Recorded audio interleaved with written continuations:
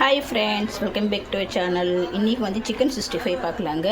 நல்லா வந்து மஞ்சத்தூளெல்லாம் போட்டு கழுவி நல்லா தண்ணியெல்லாம் நல்லா வடிகட்டி சிக்கன் வந்து வச்சுக்கிட்டேன். இதை போட்டுக்கலாம். இது 1/2 கிலோ கறி ஃப்ரெண்ட்ஸ். இதில் வந்து மிளகாய்த்தூள், கரம் மசாலா, கொஞ்சமாக சிக்கன் மசாலா, மஞ்சள் தூள் இது அப்படியே போட்டுக்கலாம். கொஞ்சம் கலருக்கு வந்து காஷ்மீரி சில்லி தான் போட்டுருக்குறேன் நான். அப்புறம் சும்மா ஒரு ஸ்பூன் வந்து தயிர், அரை எலுமிச்சப்பழம் ஜூஸு, அப்புறம் உப்பு, சும்மா கொஞ்சமாக சோயா சாஸ் சும்மா கொஞ்சமாக போடுங்க, ஏன்னா கசப்பு வந்துடும். போதும், ஒரு அரை ஸ்பூன் போட்டால் போதும். இது வந்து நல்லா பிசைஞ்சு அரை மணி நேரம் வந்து வச்சிடலாம். நான் பிசைஞ்சு காமிக்கிறேன். கொஞ்சமாக கருவேப்பிலை போட்டு நல்லா பிசைஞ்சு பாருங்கள். நல்லா பிசைஞ்சு வச்சுட்டு ஒரு 20 நிமிஷம் 15 நிமிஷம் அப்படியே இருக்கட்டும். நான் வறுக்கும்போது உங்களுக்கு காமிக்கிறேன். செம்மையாக இருக்குங்க இது மாதிரி நீங்கள் செஞ்சால்.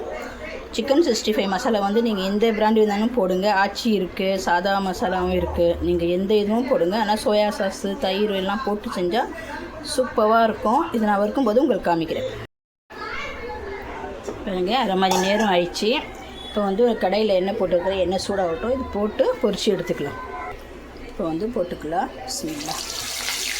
இதே மாதிரி மசாலா கடுகு நீங்கள் செஞ்சு பாருங்கள், சொல்லுவீங்க.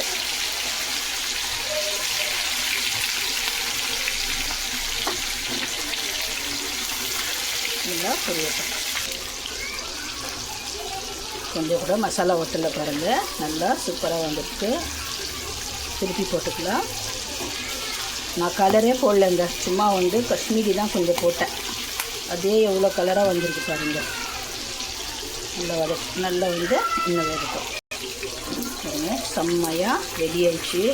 இது வந்து எடுத்துடலாம்.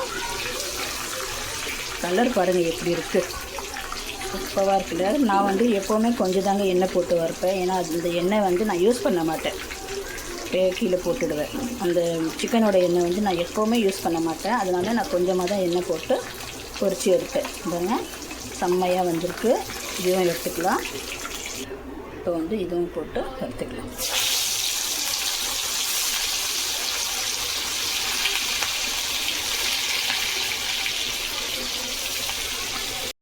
போட்டு சூப்பராக ரெடி ஆகிடுச்சு பாருங்கள் ஃப்ரெண்ட்ஸ். இதே மாதிரி சிக்கன் வந்து நீங்களும் ட்ரை பண்ணி பாருங்கள். செம்மையாக இருக்கும். இது அவ்வளோ அட்டகாசமாக இருக்கும். ரச சாதத்துக்கு, சாம்பார் சாதத்துக்கு சூப்பராக இருக்கும்.